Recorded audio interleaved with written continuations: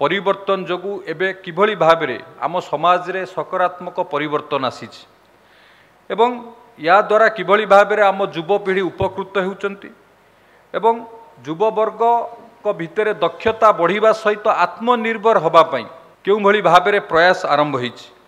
आमे समस्ते जानू शिक्षा हेउची व्यक्तिर विकास रे सबु बेले एक गुरुत्वपूर्ण अवदान भूमिका निर्वाह करिथाय। मु एठार कहिबाकू चाहे शिक्षा केवल पाठ पढ़िबा परीक्षा रे भल मार्क रखिबा एथिरे शिक्षा सीमित नुहे। प्रत्येक विषय रे प्रकृत ज्ञान आहरण करिबा हेउची प्रकृत शिक्षा। आमे जदि प्रत्येक विषय रे सबु ज्ञान आहरण करिबा ताहले सेइटा कुहाजिबो प्रकृत शिक्षा।